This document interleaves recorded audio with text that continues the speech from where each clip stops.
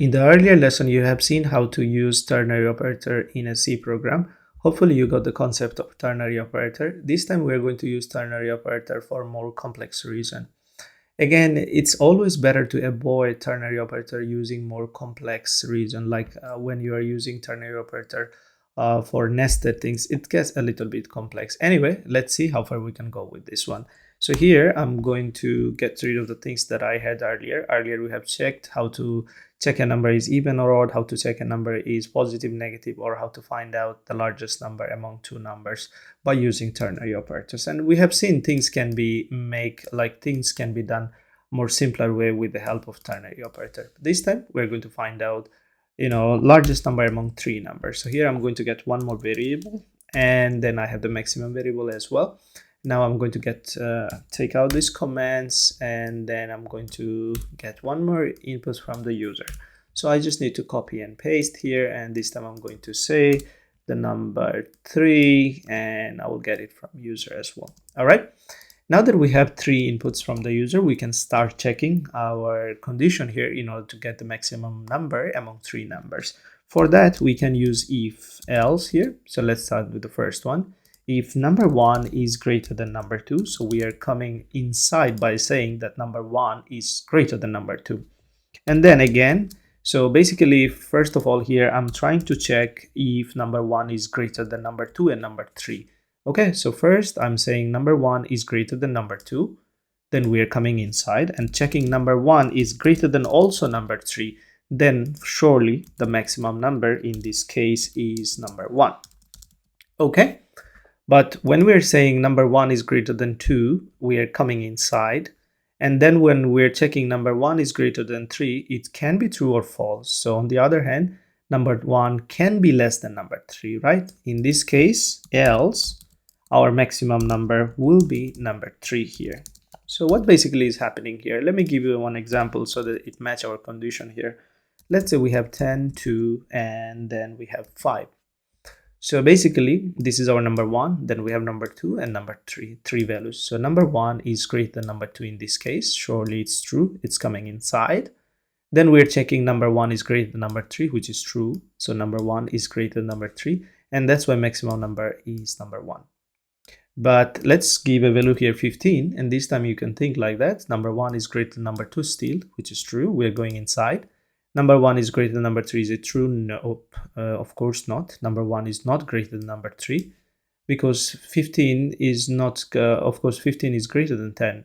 So in this case, it will come here because that condition was saying number 1 is greater than number 3. So 10 is greater than 15, which is not true. So basically, we will come inside else. And in this case, maximum number will be number 3. Fair enough. Now, let's come back here. What is the opposite of this if? When we said number 1 is greater than 2, it can be true or false. That means number 2 can be also bigger than number 1, right? So else, when we say else, basically we are saying here, by saying else, we are saying here number 2 is greater than number 1. Okay? Because the if condition was number 1 is greater than number 2. So this else will be the opposite one. And this time we're going to compare number 2 is greater than number 3 or not. So here, let's come inside, and here we are going to say number 2 is greater than number 3 because we came inside by saying number 2 is greater than number 1, and now we are checking number 2 is greater than number 3. So basically, our maximum number here, we are looking for number 2. But then, again, just like before, number 2 can be less than number 3. In this case, else 1 will work and maximum will be number 3. That's all. So if you look more deeper, these two things basically are kind of similar here, exactly similar. So when you're saying number 1 is greater than number 2, then you are checking number 1 is also greater than number 3. In this case, the number 1 is maximum. Otherwise, the maximum number is number 3 here. Okay. Then on the other hand, when you said number 1 is greater than number 2, the opposite will be for else is number 2 is greater than number 1. So now we need to check with the number 3. If it is true, then the maximum number 2. Otherwise, if this condition is false, if in any case number 2 is not greater than number 3, then in this case, maximum number will be number 3 here. Okay? Maybe things are looking a bit difficult because we're not using here logical operator for sure. If we use logical operator, things can be done quite easily. Now let me get rid of this part and also this, because we do not need that anymore. And now we need to print out the maximum to test it out. So here we're going to use printf, and let's say maximum number is, and then I'm going to print with %d, and then let's give the new line here. Let's print maximum. That's all. Let's compile and run. Let's see whether it does work. Here I'm going to compile and run, and it is asking me to give the maximum number 1, number 2, and number 3. Let me give them, and then you can see it's working fine. Let me give different values here. Let's say 55 and 6. This time we have the maximum number 50. I'll try one more time. Let's see, 50 and then 60 and 1. Of course, 60 is the maximum number. So everything seems working fine. Now this time we're going to convert this program with the help of ternary operator. So I'll keep everything as usual, but I want to use ternary operator this time. So let's see how can we convert this. So I'll follow from here. I will try to find largest number using ternary operator. So first of all, this is the condition we are dealing with. Number 1 is greater than number 2. I'm going to put it here. Number 1 is greater than 2. Now this can be true or this can be false. So let me put it like this. Okay. Now if it is true, then what we are basically doing, we're doing two things here. So let me just copy this. If number 1 is greater than number 2, then we are checking this. If number 1 is greater than number 2, then we are going inside. Let me just cut this one from here. If this is true, we are going inside and doing something. So if number 1 is greater than number 2, then we will check number 1 is greater than number 3. Now this can be true or false, right?